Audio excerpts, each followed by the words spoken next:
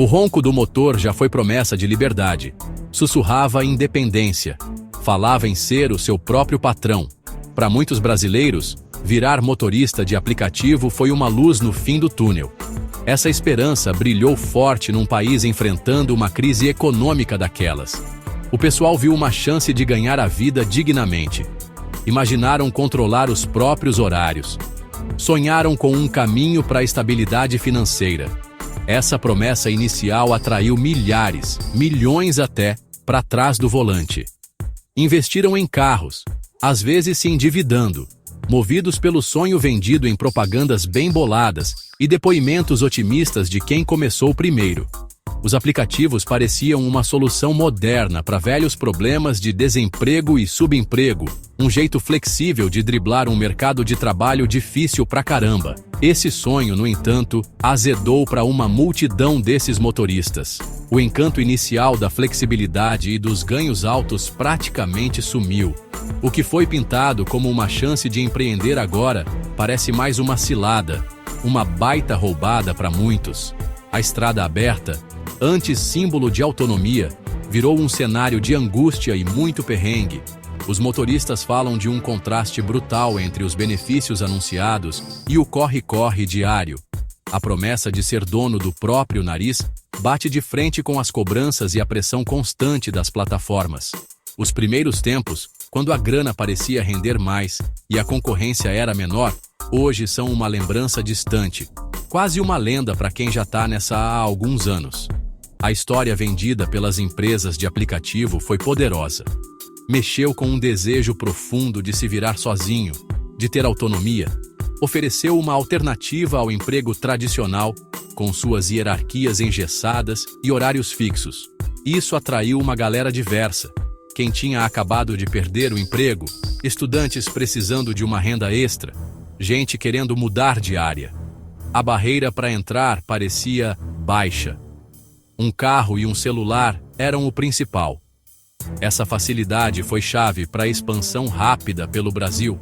Mas essa moleza para entrar também plantou a semente dos problemas futuros, levando a uma superlotação de motoristas em muitas cidades, achatando o ganho de todo mundo que está no sistema. Hoje, a insatisfação ferve e muitas vezes transborda. O otimismo inicial deu lugar a uma dura realidade. Os motoristas se veem ralando cada vez mais horas só para fechar as contas no fim do mês. A tal flexibilidade prometida, muitas vezes, significa estar disponível a qualquer hora, dia e noite. Significa sacrificar fins de semana e feriados. A grana boa sumiu por causa de uma combinação de fatores. Entre eles, os cortes nas tarifas pelas plataformas e o aumento dos custos para rodar. O sonho de prosperar virou para muitos uma luta diária para sobreviver, uma ralação sem fim que oferece pouco descanso ou recompensa. O caminho pela frente parece cada vez mais incerto. As plataformas controlam de formas sutis, mas muito poderosas. Algoritmos, e não chefes de carne e osso, ditam boa parte da vida profissional dos motoristas. Esses sistemas complexos definem as tarifas e conectam motoristas e passageiros. E também monitoram o desempenho sem dó nem piedade. Os motoristas direto falam que se sentem vigiados e avaliados o tempo todo. Métricas de desempenho que ninguém entende direito e técnicas de joguinho, tipo gamificação, empurram eles para aceitar mais corridas. São incentivados a rodar nos horários de pico, muitas vezes os piores horários.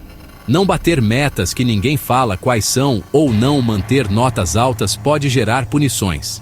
Essas punições vão desde receber menos chamadas até o bloqueio total na plataforma, uma demissão digital, sem ter muito para onde correr. O aperto financeiro é uma das maiores fontes de perrengue. Enquanto as plataformas se vendem como simples intermediárias, as regras delas afetam diretamente a grana do motorista. O valor das corridas, em muitos casos, foi caindo com o tempo para atrair mais passageiros. Isso aumenta a fatia de mercado da plataforma, mas corta feio o que o motorista ganha por viagem. Ao mesmo tempo, os custos para manter um carro rodando no Brasil dispararam. O preço da gasolina, nem se fala, é um peso enorme. Manutenção do carro, seguro e desvalorização aumentam ainda mais o sufoco financeiro. E são os motoristas que bancam tudo isso. O resultado é uma margem de lucro cada vez menor, forçando eles a trabalhar mais horas só para cobrir os custos e tirar uma merreca. Esse controle vai até a essência do trabalho deles, gerando uma instabilidade sinistra. As plataformas podem mudar os termos de serviço, as taxas de comissão ou as regras de funcionamento sem consultar quase nada aos motoristas. O que dava uma grana boa num mês pode não se pagar no outro. Gap 2is. Essa muvuca constante deixa os motoristas numa gangorra, sem saber o dia de amanhã. Não dá para prever direito à renda nem planejar o futuro. O medo de ser bloqueado do nada é constante. Muitos motoristas relatam ser banidos das plataformas sem explicação clara ou um processo justo para recorrer, perdendo o ganha-pão da noite para o dia. Essa falta de transparência e de um processo justo é uma das maiores broncas. Punições escondidas e sistemas que ninguém entende complicam ainda mais a vida dos motoristas. Alguns desconfiam que rejeitar muitas viagens ruins, aquelas que pagam pouco ou que têm que buscar o passageiro lá longe, afeta negativamente a quantidade ou a qualidade das próximas ofertas que recebem. Enquanto as plataformas negam esse tipo de castigo velado, essa desconfiança alimenta a ansiedade e a pressão para aceitar qualquer chamada. Os algoritmos que mandam no trabalho deles são uma caixa preta. Eles mal sabem como as decisões são tomadas. Essa falta de clareza gera desconfiança. Reforça a sensação de que são só uma pecinha na engrenagem, fáceis de trocar e sem poder de verdade sobre as condições de trabalho ou o próprio futuro financeiro. A promessa inicial de parceria parece uma miragem bem distante. Essa busca sem trégua por grana cobra um preço alto da saúde física dos motoristas. Horas e horas sentado no trânsito, muitas vezes em posições desconfortáveis, levam a um monte de problemas nos ossos e músculos. Dor nas costas, no pescoço e lesões por esforço repetitivo são queixas comuns. Refeições fora de hora e a dependência de lanche e tranqueira contribuem para problemas de digestão e ganho de peso. Falta de sono é outra preocupação séria. Para tentar ganhar mais, muitos motoristas viram a noite trabalhando ou começam o trampo de madrugada. Essa falta crônica de descanso atrapalha a concentração, aumenta o risco de acidentes e derruba a imunidade, deixando eles mais vulneráveis a doenças. A saúde mental e emocional também vai para o beleléu. A pressão constante para ganhar dinheiro, junto com a instabilidade financeira, gera um estresse e uma ansiedade gigantescos. Lidar com passageiro folgado, trânsito caótico e o medo de assalto pesa ainda mais na cabeça todo dia. O isolamento de passar horas sozinho no carro pode levar à solidão e à depressão. O gerenciamento por algoritmo, com aquela vigilância constante e a chance de ser julgado ou punido na hora, cria uma sensação de impotência.